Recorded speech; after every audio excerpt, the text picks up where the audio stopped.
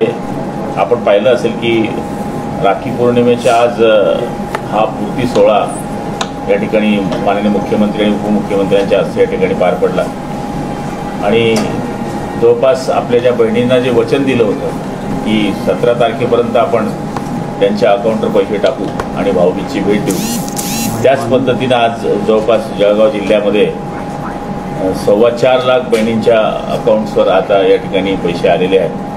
आणि मला तरी असं वाटतं की ज्या योजनेच्या बाबतीमध्ये इतर लोकांनी बराच घोडा घालण्याचा प्रयत्न केला आणि मला आता असं म्हणावं लागेल की भाव असेल तर तिथे चांगल्या योजना यशस्वी होतात आणि केवळ आव असेल आणून कामं होत नाही। त्याच्यामुळे चांगला भाव असला तर या ठिकाणी चांगल्या योजना यशस्वी होतात, याचं हे जिवंत उदाहरण या ठिकाणी आहे। 3 महिने नंतर पुन्हा 3 पगार पुन्हा टाकण्याचं सुद्धा आज आपण भाषणामध्ये माननीय मुख्यमंत्री उपमुख्यमंत्र्यांच्या भाषणामध्ये ऐकलं असेल। त्यामुळे राज्यामध्ये आणि जळगाव जिल्ह्यामध्ये जे एक उत्कृष्ट काम या ठिकाणी झालं त्याची जी फलश्रुती म्हणून जवळपास 4.25 लाख महिन्यांच्या अकाउंटवर या ठिकाणी पैसे गेलेले आहे। आणि मला तरी असं वाटतं की योजना पूर्ती सोहळ्याला बऱ्याच माझ्या मायबहिणीसुद्धा आज या कार्यक्रमाला जळगावमध्ये होत्या। तसंच ज्या महाराष्ट्रामधलं आपण जर पाहिलं तर लाखो बहिणी या कार्यक्रमाला उपस्थित होत्या आणि त्यांनी हा सोहळा पाहिलेला आहे। आणि ज्या बहिणींचे अजून काही पैसे यायचे आहेत ते पैसेसुद्धा येणार आहे। ज्यांचे फॉर्म्स भरायचे राहिलेले आहेत त्यांनासुद्धा पुढच्या टप्प्यामध्ये पैसे त्यांच्या अकाउंटवर पडतील एवढी खात्री आपल्याला या ठिकाणी सरकारने दिलेली आहे। बऱ्याचशा महिलांना आता रिजेक्टचं ऑप्शन आल्यानंतर एडिटचं ऑप्शन येतच नाही, मग त्या महिलांचं काय? रिजेक्ट झालेले फॉर्म आणि त्यांना एडिटचं ऑप्शनच येत नाही, मग त्या महिलांचं काय?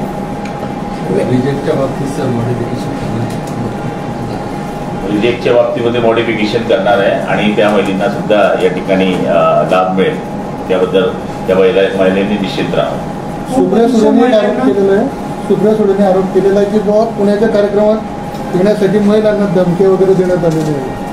आता धमकी दिलेली महिला इथे येणार आहे का कार्यक्रमाला? तर मग आता जळगावला आलेल्या महिलांना आम्ही धमकी दिली होती असंच म्हणायला हरकत नाही। विनाकारण चांगल्या योजनेला एका बहिणीनेच बहिणींच्या बाबतीमध्ये असं बोलावं ही बाब मला तरी असं वाटतं की सुप्रियाताईंच्या तोंडाने शोभत नाही। कारण की ते एक सुसंस्कृत लोकसभेच्या खासदार म्हणून आम्ही त्यांना मानतो, पण त्यांच्या तोंडाने हे शब्द चुकीचे आहेत। धमक्या देऊन कोणी महिलांना आणेल असं काही या राज्यामध्ये अजून इतकी स्थिती बिघडलेली नाही आहे। ताईंनी अजून एक प्रश्न उपस्थित केलेला आहे की ज्या बहिणी होत्या पहिल्या लोकसभेच्या पहिल्या पण बहिणी होत्या, पण लोकसभा निकालानंतर त्या लाडक्या झाल्या। बघा, त्यावेळेस सुद्धा ही योजना अंमलात येणार होती, पण शेवटी प्रत्येक गोष्टीला आर्थिक विषय असतात आणि आर्थिक विषयावर सरकार चालत असतं। आता या योजनेला कमीत कमी 45,000 कोटी रुपये दरवर्षाला लागणार आहे। त्यामुळे सरकारला या गोष्टीचा विचार करायला वेळ लागली। लोकसभेच्या वेळेस केला असतं तर असं म्हणलं असतं की तुम्ही लोकसभेला बहिणीला पटवण्याकरता ही योजना केली, आता लोकसभा झाल्यानंतर आम्ही ही योजना करतोय, तर मग आता तुम्ही लाडक्या बहिणीची व लोकसभेनंतर तुम्हाला आठवण आली। हे विरोधकाचं कामच आहे, केली तर का केली, नाही केली तर का नाही केली। त्यामुळे आम्ही या गोष्टीला आमच्या नेत्यांनी आम्हाला सांगितलंय की या गोष्टींकडे लक्ष देऊ नका, तुम्ही फक्त जनतेची चांगली कामं करा, विकास कामं करा, लोकांची हितांची कामं करा, त्या पद्धतीने हे कामं होत आहेत।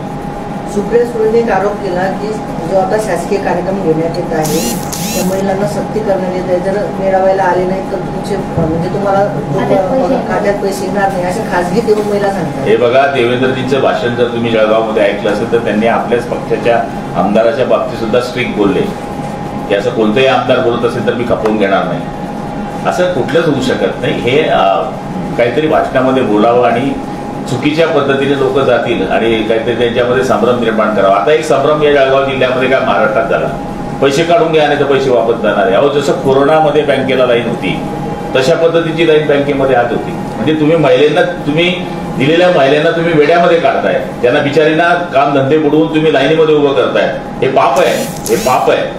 मला तरी असं वाटतं की तुम्ही या महिलांच्या बाबतीमध्ये जो संभ्रम निर्माण केला, पूर्ण बँकेवाल्यांच्या इथे लाईनीच्या लाईनी होत्या, एवढ्या उन्हामध्ये शेतीचे दिवस आहेत, तिथं 500 रुपये रोज बुडवून ती त्या ठिकाणी उभी राहिली, निवांत तिने पैसे काढले असते ना। पण अशी काही अफवा बोललेली, गर्दीमध्ये साप सोडला की महिलांना हे केलं, आता किती दिवस करणार आहे तुम्ही? दरवेळेस करणार आहे काय? आता पुढे आणखी 1 महिन्याने पैसे येतील त्यावेळेस पण असं म्हणणार आहे का?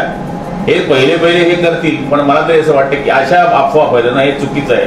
तुम्ही बॉम्ब पाडली नाही, तुम्ही आजपर्यंत कोणाला 5 पैसे दिले नाही। जो देतो आहे त्याच्या बाबतीमध्ये तुम्ही असे जर अफवा फैलत असाल तर हे काही दिवस चालणारा विषय आहे, नंतर चालणार नाही.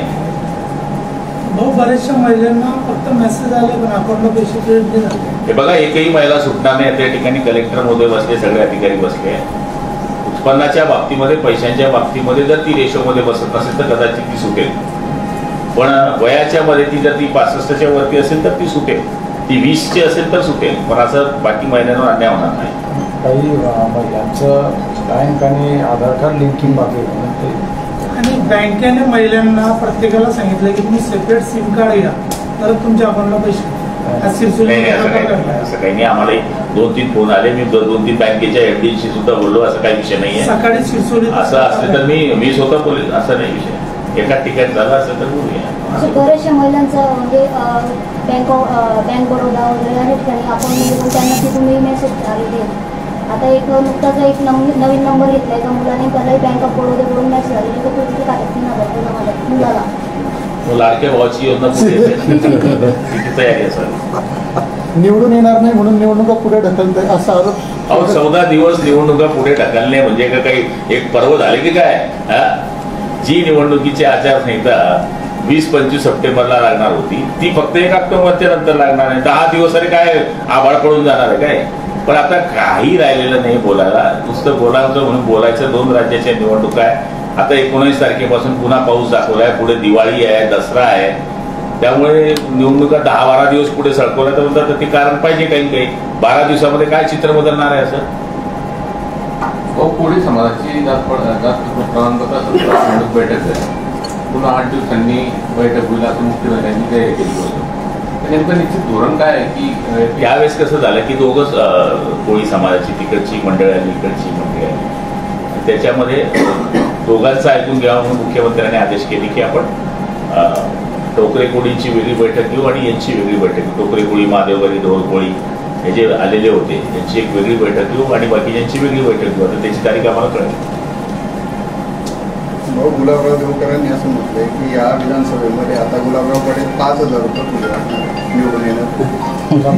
पैसे देतील, देवकराप्पा पैसे देतील तर वाटू. मग देवकर आप्पाने एक आरोप केला आहे की गुलाबराव पाटलांनी जे नामिक समाजाला किट वाटप केलंय ते 300 रुपयाप्रमाणे किट दिले नाही. 300 वाटलं तर सही, तुम्ही वस्तारा तर दिला काय आजपर्यंत? मी वाटलं नाही. त्यांनी एक अजून भाषणात आरोप केला की गुलाबराव पाटलांना गेल्या 20 वर्षात म्हणजे आधीचे 10 वर्ष आणि आताच्या 10 वर्षात कधी पंढरपूरची वारी आठवली नाही. महिलांना कधी त्यांनी कुठली वारी घडवलेली, आताच वाऱ्या का घालवल्या. हे बघा, मला ज्यावेळेस वाटलं की मी पंढरपूरला महिलाला घेऊन जायचं होतं त्यावेळेस मी माझी वारी केली. आता त्याच्यावरही देवावरही टीका करत असेल तर परमेश्वर त्यांचं भलं करून विठोबा तिथून बघतोय, बघेल विठोबा त्यांना बरोबर. भाऊ, उन्मेष पाटलांनी काल ट्रॅक्टर मोर्चा काढला होता चाळीसगावला. त्यांनी असं म्हटलं की नारपारच्या नारपार आता सीएम डेप्युटी सीएम बोलले की राज्यपालाकडून मी मान्यता मिळवली. देवेंद्र भाऊ बोलले मान्यता मिळवली. आता त्याच्यानंतर एक बाशीकडीला ऊत देत आहे, त्याला काय अर्थ आहे काय? सीआर पाटलांनी अजून त्याला हे केलं नाही यांचं. अरे करणार ना, वरती बी आम्ही खाली पण आम्ही, काळजी करू नका. म्हणजे भाऊ तुम्ही आता आश्वस्त आहात की नारपारची योजना आता 100% होणार. आरपार होणार. ठीक आहे.